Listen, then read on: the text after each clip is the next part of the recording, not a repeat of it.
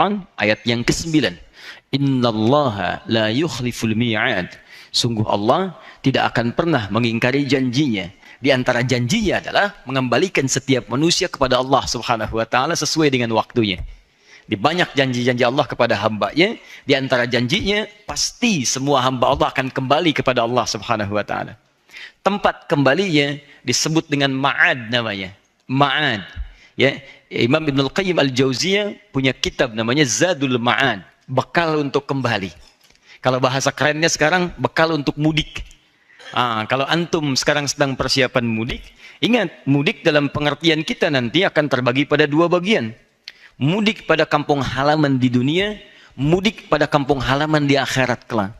Hati-hati, kalau mudik dalam urusan dunia saja, Anda begitu persiapkan luar biasa, bahkan kami pernah mengecek tiket kereta api saja, itu sebelum Ramadan, sebulan sebelum Ramadan, sudah habis, sudah bayangkan. Sebulan sebelum Ramadan. Dan luar biasanya, bulan Ramadan itu disiapkan mencari bekal untuk mudik dengan persiapan tiket yang sudah ada. Di Ramadannya mencari bekal untuk mudik, dan ditata tuh 10 hari pertama sekian, 20 hari pertama sekian, tanggal pulangnya udah ditentukan. Ya, seminggu sebelum Ramadan, sebelum Lebaran pulang. Sepekan tuh udah disiapkan. Bahkan motornya udah ditata gitu kan. Baik sebagian mulai diperluas lagi. Ada yang ditambah pelepah pisang ujungnya gitu kan. Ada yang ditulisin. Ada yang macam-macam. Diboncengin. Segala rupa dimasukin. Saya sering katakan. Motornya kadang-kadang bebek tapi bekalnya singa gitu kan. Wah, naik 1, 2, 3.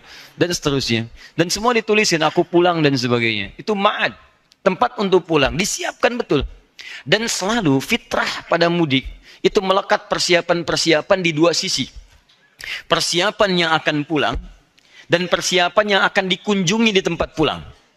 Silakan Anda cek. Setiap yang akan pulang, dia akan siap-siapkan semua bekalnya, persiapan siapa yang pulang, bagaimana keadaannya, dan uniknya, ini yang paling unik. Hebatnya, orang yang merasa bekalnya kurang, dia tidak siap pulang. Bahkan tidak pulang. Kami pernah tanyakan pada seseorang ketika masih ada di lingkungan dia tinggal dan belum kembali ke kampung halaman, kenapa Anda nggak mudik, Mas? Nggak ada bekal, Ustaz. Nggak ada bekal, takut pulang. Nggak ada bekal, tidak berani pulang. Tidak ada bekal, tidak punya kesempatan untuk pulang. Masya Allah, hebatnya yang punya kesempatan, yang punya bekal, kemudian dia dengan bangganya menghubungi ke tempat yang akan dituju, dia katakan, aku akan pulang. Maka yang di sana, karena tahu dia akan pulang, maka disiap-siapkanlah segalanya dengan sangat luar biasa. Ditunggu tanggal pastinya, rumahnya dicet-cet, disiapkan segalanya, melimpah makanannya, segalanya ada ditata dengan rapi, dan hebatnya dari hal-hal yang tidak ada pun diada-adakan, yang tak terbayang sebelumnya. Silahkan cek jenis-jenis makanan, makanan kering, makanan basah, makanan yang berbeda antara isi dengan luarnya, kan? Ya lutur, luarnya kongguan, dalamnya rangginang, kan? Wah, ada macam-macam lah. Itu pun juga ya keluarganya beda-beda ya, di Kongguan ada ibu dengan beberapa anaknya, suaminya nggak ada kan, ditemukan di kaleng yang lainnya, macam-macam lah, kaleng itu kumpul ya, ada kaleng macam-macam lah ya. Di Allahu Akbar, itu mudik dunia. Nah sekarang persoalannya ada mudik yang kedua, dan mudik ini sifatnya abadi. Mudik ini sifatnya abadi, dan tidak sedikit orang yang berharap mudik sampai ke tempat dunia, ternyata dia lebih pulang duluan ke tempat akhiratnya. Dan celakanya, ini yang paling bahaya. Dia menyiapkan bekal dunianya dengan maksimal saat akan mudik dunia, tapi dia tidak menduga bahwa bekal persiapan ke akhiratnya tidak dia siapkan dengan baik, dan ternyata mudik akhiratnya lebih cepat dibandingkan dengan mudik dunianya. Maka pulanglah dia ke akhirat tanpa membawa bekal-bekal yang telah dia siapkan fokusnya untuk urusan dunianya itu. Ini yang paling berbahaya. Karena itulah bertakwalah kepada Allah Subhanahu wa taala. Saat kita menyiapkan bekal selama Ramadan ini, maka ketahuilah Allah telah mempersiapkan para penghuni-penghuni surga untuk menyambut kita saat kembali kepada Allah Subhanahu wa taala. Kita puasa untuk mendapatkan takwa, maka saat itulah kemudian surga disiapkan bagi orang-orang takwa. Silakan Anda cek dalam Al-Qur'an. Umumnya setiap muncul kalimat surga itu selalu dilekatkan dengan kalimat takwa atau amalan-amalan takwa. Silakan cek, teman-teman sekalian. Kita lihat misalnya Quran surah ketiga ayat 133. Wasari'u ila maghfiratin min rabbikum wa jannatin arduha as-samawati wal ardu u'iddat lil muttaqin. Bersegera Anda introspeksi diri, bermuhasabah, istighfar, Dan berharaplah Anda mendapatkan surga. Bisa masuk ke surga yang luasnya seluas langit dan bumi. Kami siapkan untuk orang takwa. Quran surah 51 ayat 15 sampai dengan bahkan 23-nya. Innal muttaqina fi jannatin wa uyun. Orang-orang takwa itu kami akan tempatkan di taman-taman surga. Orang takwa melekat.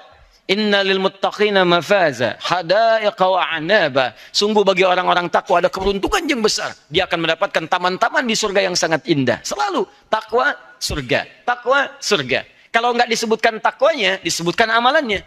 Orang takwa itu kan amal soleh amalannya. Silahkan cek. Setiap ada kalimat takwa, setelahnya pasti amal soleh. Dzalikal kitabul la raiba fihi hudal lil muttaqin. Siapa muttaqin itu? Yang beramal soleh. Alladzina yu'minuna bil ghaib wa yuqimunas shalah. Salat amal soleh. Wa mimma razaqnahum yunfiqun. Setiap ada kalimat iman, setelahnya amal soleh. Quran surah 103. Wal 'asr innal insana lafi khusr illa alladzina amanu wa 'amilus shalihat. Rinciannya salat, rinciannya zakat, rinciannya infak, rinciannya puasa dan sebagainya. Dan berita baiknya, ayat puasa itu diakhiri dengan kalimat takwa. Tujuan kita puasa untuk takwa. Quran surah kedua ayat 183. Ya ayyuhalladzina amanu kutiba alaikumussyam kama kutiba 'alal ladzina min qablikum la'allakum tattaqun. Jadi saat kita Ramadan ini ternyata Allah sedang melatih kita sebagai penghuni surga insyaallah. Jadi wajar kalau Nabi katakan semua umatku akan ke surga. Semua umat Nabi kata Nabi akan ke surga. Tapi belum selesai hadisnya. Illa man aba, kecuali yang enggak pengen. Jadi kalau ada yang tidak ke surga, bukan Allah yang tidak kasih, dianya yang enggak pengen. Itu masalahnya. Karena itu kita kembalikan Id, makna yang pertama adalah kembali kepada asal sesuatu. Dalam turunan ini, asal kita pun dari Allah, maka kita akan kembali kepada Allah Subhanahu wa taala. Itu kalau kalimat Idnya berdiri sendiri. Sekarang apa yang dimaksud dalam kalimat Id di sini, di awal Syawal dan tahun ini 1439 Hijrah, kalimat Idnya disandingkan dengan kalimat Fitron. Maka jadilah kemudian kalimatnya satu rangkaian disebut dengan Idul Fitr. Eid al-Fitr. Bismillah. Eid al-Fitr. Alhamdulillah.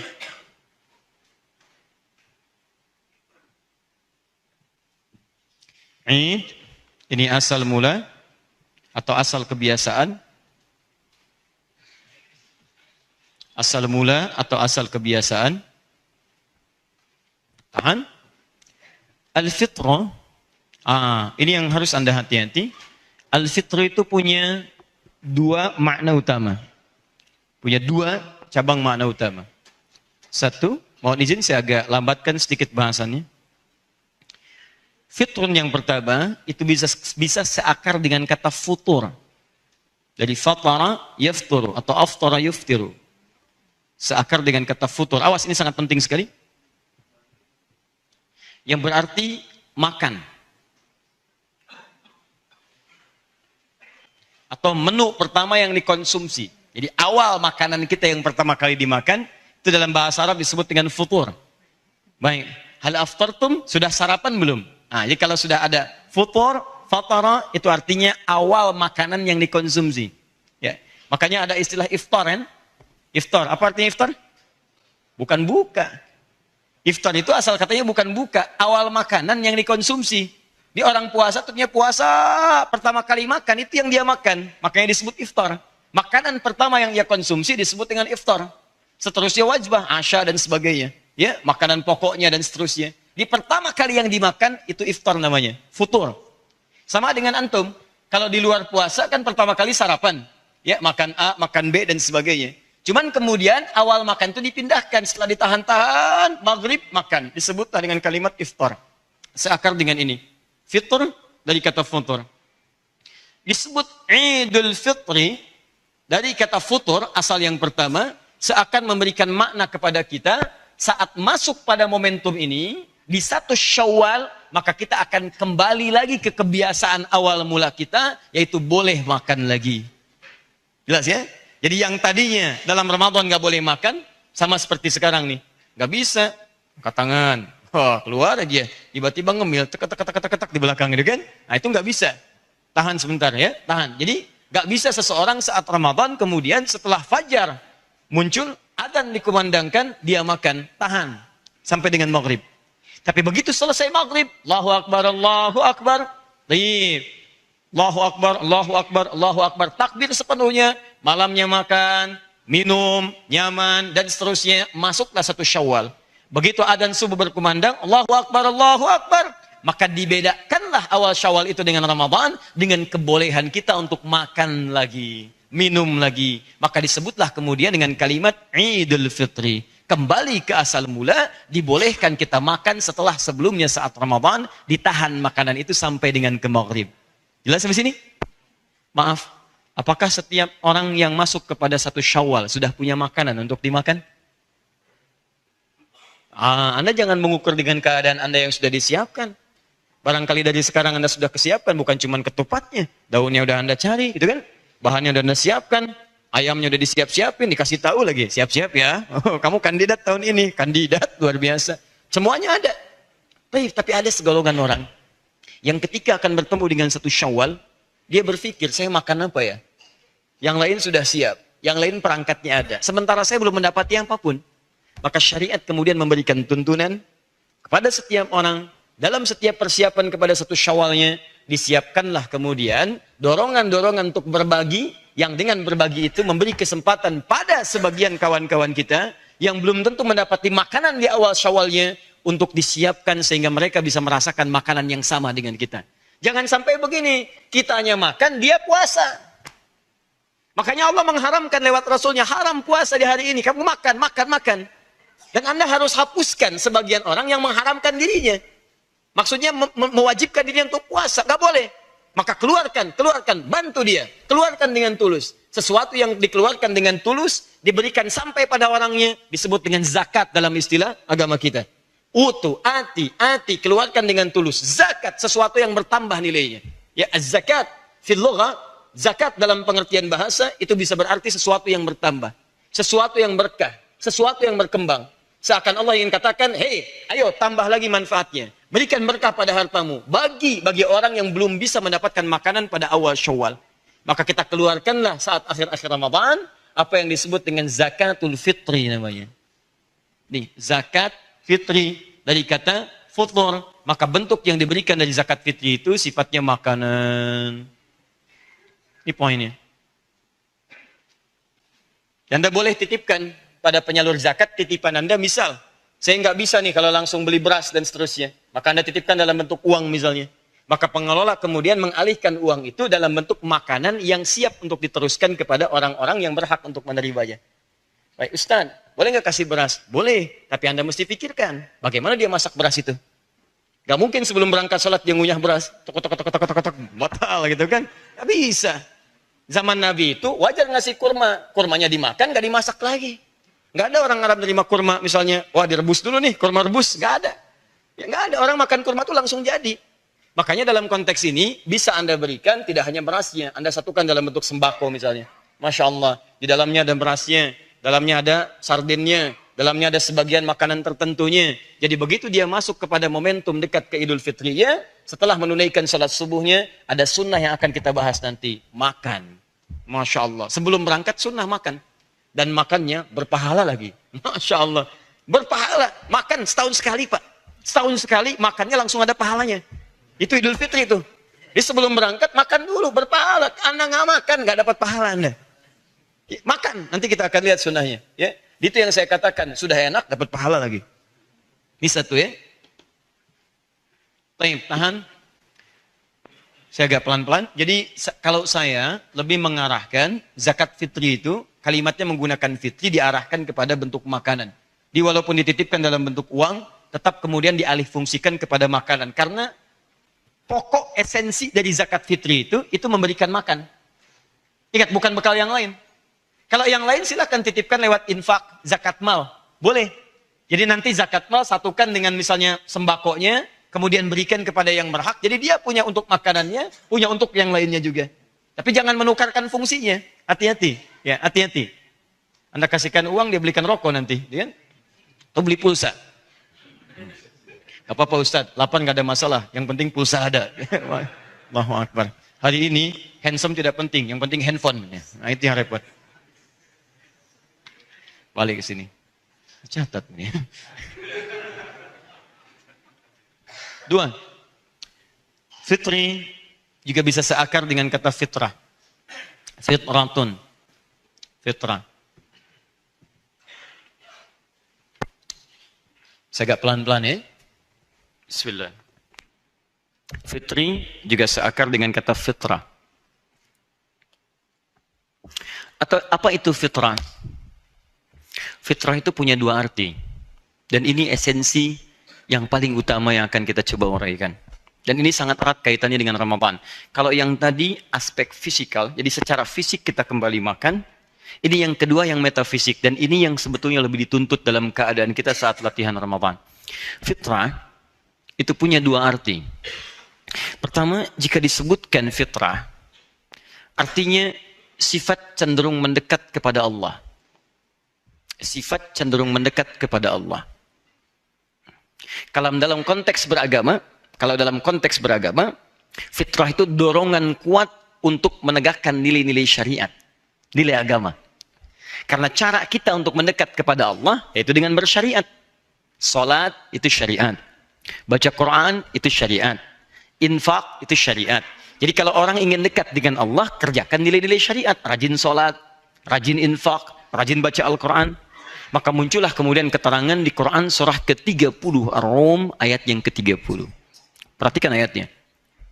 Fa'aqim wajhaka lid-dini hanifa. Fa'aqim wajhaka lid-dini hanifa. Perhatikan baik-baik. Kalimat awal ayat ini dibuka dengan huruf fa. Sesuatu yang menunjuk dengan cepat. Makna cepat. Harfu atfid rabitin baina syai'aini bila hudud. Huruf yang merangkai dari dua peristiwa yang dikerjakan dengan cepat tanpa jeda. Fa'aqim wajhaka. Hei orang-orang yang sudah terlibat dalam kehidupan dunia. Aqim wajhaka lid-dini hanifa. Hadapkan sepenuhnya dirimu pada ketentuan agamamu dengan cara yang benar. Din. Awas tahan. Fitratallahi allati fataran nasa 'alaiha. Teruskan ayatnya. Fitratallahi allati fataran nasa 'alaiha. Itulah fitrah yang telah Allah tetapkan bagi setiap manusia, bagi semua manusia. Itulah fitrah yang telah Allah tetapkan bagi seluruh manusia. Jadi semua manusia itu, mau besar, mau kecil, mau tua, mau muda, mau laki-laki, mau perempuan, dalam jiwanya ada kecenderungan untuk mendekat kepada Tuhan. Dalam dirinya ada kecenderungan untuk mendekat kepada Allah Subhanahu wa taala. Dia mencari jalan. Bagaimana cara mendekat kepada Allah? Kata Allah, jalan satu-satunya Anda tunaikan ketentuan ad-din. Itulah fitrah. Nggak ada namanya manusia yang tidak punya kecenderungan pada Tuhan, itu nggak ada. Sebetulnya nggak ada istilah ateis itu. Ateis itu sebenarnya orang yang sedang mencari, cari sini, sedang banyak nyari dia. Ateis, tidak ada teis Tuhan, dia tidak mengakui Tuhan. Sebetulnya sedang mencari. Kalau pencarian itu kan baru setengah tuh, sampai menemukan ujungnya. Dalam bahasa Arab, ateis disebut dengan la ilaha, tidak mengakui Tuhan. La ilaha, tinggal setengah lagi, illallah. Selesai. Jadi ateis itu setengah syahadat sebetulnya. La ilaha illallah. Syahadat kita kan la ilaha illallah. Asyhadu an la ilaha illallah. Jadi kalau ada yang mengatakan, saya ateis, selamat, kamu setengah muslim. Tinggal setengah lagi.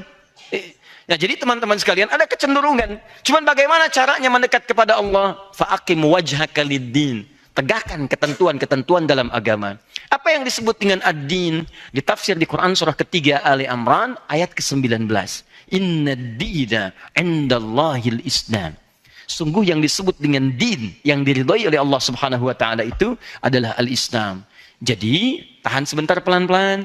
Kalau ada orang yang ingin mengembalikan dirinya kepada fitrahnya, ingin merasa dekat dengan Allah Subhanahu wa taala, maka dia harus mau memenuhi ketentuan-ketentuan dalam Islam. Saya buat bagannya supaya lebih terpahami dengan baik. Fitrah, kecenderungan dekat dengan Allah. Cara untuk mendekat kepada Allah, tegakkan ketentuan ad-din dalam agama kita. Untuk memenuhi ad-din ini, apa yang disebut dengan ad-din? Namanya al-Islam. Ini poinnya. Yang ini dalilnya di Quran, surah ke-30 ayat 30, ditafsirkan di Quran, surah ketiga ayat 19. Jadi kalau seseorang ingin dekat dengan Allah, dia mesti memenuhi ketentuan dalam Islam. Apa itu ketentuan dalam Islam? Tafsirkan di hadis Muslim, nomor hadis yang ke-8. Imam An-Nawawi menyebutkan dalam Al-Arba'in, nomor hadis yang kedua. Ini riwayat Umar bin Khattab radhiyallahu taala anhu. Ditanyalah kemudian Nabi sallallahu alaihi wasallam oleh malaikat, "Mal Islam?" di hadis itu. Apa pokok-pokok keislaman? Satu, antasyhadu anna ilaha illallah wa anna Muhammadar Rasulullah. Syarat pertama engkau syahadat dulu. Akui tidak ada Tuhan selain Allah dan Nabi Muhammad utusan Allah. Komitmen untuk menyembah Allah. Bagaimana caranya? Hati-hati. Gimana caranya? Dua, wa tuqimas shalah, salat. Wa tu'tiyaz zakat, zakat. Wa tasuma Ramadan, puasa Ramadan. Masya Allah. Kemudian yang terakhir, wa tahujjal baita in istata'ta ilaihi sabila. Kamu tunaikan haji plus umrahnya dan siapkan diri untuk mampu menunaikan itu. Berdoa kepada Allah Subhanahu wa taala. Baik dalam keadaan lampu nyala, lampu gelap, gitu kan? Mohon kepada Allah Subhanahu wa taala. Minimal nyala dia, kan? Naik sini. Fokus. Jadi kalau Anda ingin dekat dengan Allah Subhanahu wa taala, Anda tunaikan ketentuan-ketentuan dalam Islam. Apa di antaranya? Ini yang pokok. Ada salat, ada zakat, ada puasa, ada kemudian haji, umrah dan turunan-turunan lainnya. Jadi ketika Anda diperintahkan untuk mengerjakan ibadah-ibadah ini teman-teman sekalian, maka sesungguhnya ibadah ini mampu mengantarkan kita dekat dengan Allah Subhanahu wa taala. Kedekatan kita dengan Allah itulah yang disebut dengan fitrah. Nah, apa kaitan dengan Ramadan? Ternyata Masya Allah, ketika diperintahkan puasa Ramadan ini, puasa Ramadan adalah di antara amalan yang menghimpun berbagai jenis ibadah dalam Islam yang membuat kita lebih dekat dengan Allah Subhanahu wa taala. Silakan Anda cek, bukankah dalam Ramadan menghimpun banyak sholat? Anda di luar Ramadan belum tentu mengerjakan sholat sunnah. Tapi saat Ramadan, hampir semua jenis sholat sunnah kita bisa tunaikan. Silakan evaluasi dari hari pertama sampai hari 29. Demi Allah saya katakan, Anda pasti akan mengalami peningkatan dalam perihal sholat yang dikerjakan. Rawatib minimal akan dikerjakan. Malamnya mengerjakan tarawih. Kalau di luar Ramadan kan itu sama dengan qiyamul lail. Sama dengan tahajud. Tapi Anda kerjakan saat Ramadan, silakan cek. Bahkan kalau ketinggalan bisa gelisah kita. Jenis zakat, zakat yang wajib. Zakat itu wajib. Sunnahnya ada infak, ada sedekah. Di luar Ramadan, Anda kejar zakat. Saat Ramadan bukan cuma zakat, infak maju. Sedekah berkembang. Silakan cek. Bahkan kotak Al-Ihsan nambah tuh. Di luar Ramadan 1 juta. Ramadan 3 juta, 4 juta. Masya Allah. Penceramah nggak datang udah khawatir nih. Aduh kotak macet, kotak macet. Tengah-tengah tuh. Itikaf naik 10 juta dan sebagainya. Itu luar biasa. Jadi berkembang lagi, berkembang lagi, berkembang lagi. Silahkan. Apa yang tidak meningkat saat Ramadan? Hampir semua amalan naik, naik, naik, naik. Umrah, kalau haji kan nanti saat masuk Dzulhijjah. Umrah, hari-hari biasa mungkin padat di haram. Tapi lihat ketika Ramadan lebih padat bahkan kadang-kadang dibandingkan haji. Orang naik, naik, naik, luar biasa. Kumpul satu tempat. Apa esensi dari semuanya ini? Adalah membangun kedekatan dengan Allah Subhanahu wa taala. Jadi kalau kita kemudian arahkan kepada kalimat Idul Fitri dengan kata fitrah, id artinya kembali ke asal mula. Asal seseorang itu dekat dengan Allah Subhanahu wa taala. Saking dekatnya sebelum lahir, dia diberikan dialog oleh Allah. Quran surah ke-7 ayat 172. Wa idh akhadha rabbuka min bani adama min zuhurihim awas dzurriyyatahum wa ashhadahum ala anfusihim alastu bi rabbikum qalu bala syahidna. Dan ingat ya, pelajari ya kata Allah, saat kami mengambil perjanjian, Rabbmu, Tuhanmu mengambil perjanjian dengan setiap anak cucu Adam. Diberikan dialog di perut ibundanya sebelum terlahir. Dikatakan, apakah kamu siap menjadikan aku sebagai Rabb? Perawat kamu, pelindung kamu, yang menyembuhkan saat sakit, yang memberikan ampunan saat kamu banyak berdosa, yang memaafkan saat kamu salah, yang memberikan segalanya yang kamu butuhkan sepanjang mendekat kepadaku. Maka kita tidak ada pilihan mengatakan, bala. Bala itu artinya siap, tanpa alasan apapun. Syahidna, saya siap menunaikan itu semua. Saya siap beribadah, saya siap menjadikan engkau sebagai Tuhan. Kemudian kita dilahirkan dan dilatihlah oleh Allah Subhanahu wa taala dengan ibadah supaya bisa mengingat kembali perjanjian yang telah kita buat itu. Maka teman-teman sekalian, kembali kepada Ramadan, dalam momentum Ramadan yang telah kita lalui, hari pertama sampai dengan hari ini, maka didesain 29 hari ini selama Ramadan sesungguhnya untuk membuat diri kita lebih dekat dengan Allah Subhanahu wa taala. Jadi, kalau nanti besok selesai Ramadan, ada di antara kita yang hubungannya belum dekat dengan Allah, pasti ada yang salah dalam puasanya. Ada yang keliru.